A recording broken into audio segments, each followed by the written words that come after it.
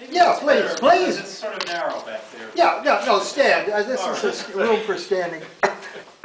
Well, first of all, thank you, Dominic, for organizing this evening, this event, for getting us into Crane's Business Week, for the top 10 events of the weekend.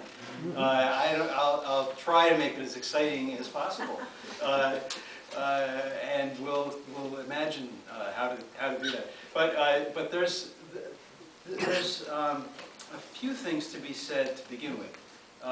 First of all, as Dominic said, I'm not an Italian American, but I'm deeply interested in this topic, and the reasons go back to my childhood growing up in Yonkers, where I would play on the streets with Italian American kids who all had a grandmother, a nonna, who would come out at 3 o'clock and give the little boys cookies. And my friends were not permitted by their parents to speak Italian. So they only had a few words that they could exchange with their grandmothers who did not speak English.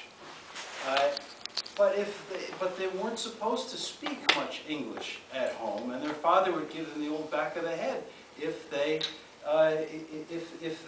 really spent a lot of time with Italian.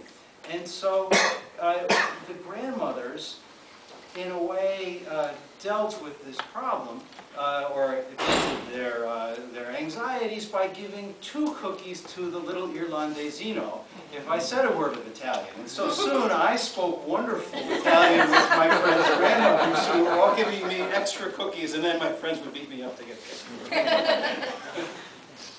But so that's sort of where this started in my life.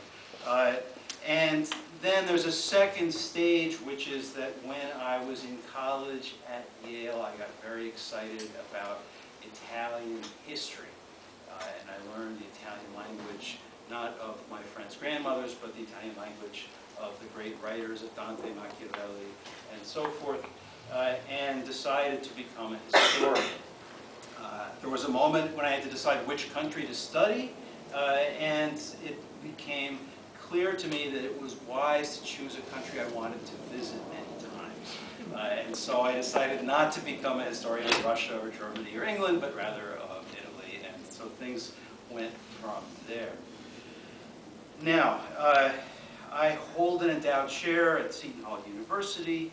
The funding was raised from the Italian American community in New Jersey over a 10-year campaign.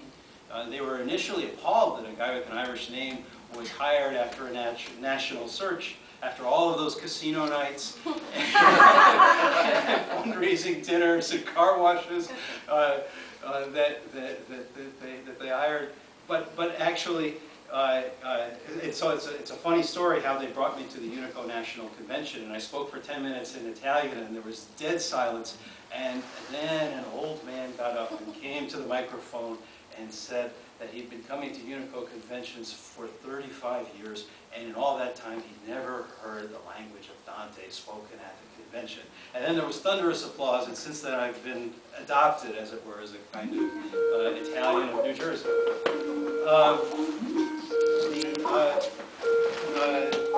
The origin... Oh, Fred's fine. Domenico. Hello, Fred. We have Bill giving his intro material. I can hear you. You can't hear me. That's right. There is no microphone. Hear now? Okay, we'll get. I have to go and get a I can mic. hear you.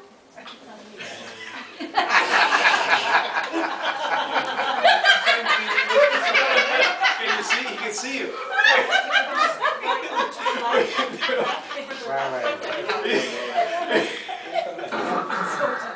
Now, can you hear? Can you hear me? No, I have to get a mic. I have to get a mic. I can't read your lips. Well, we need to write it. Okay, so let me get the mic. Hi, everybody. Hey, Bill. How are you?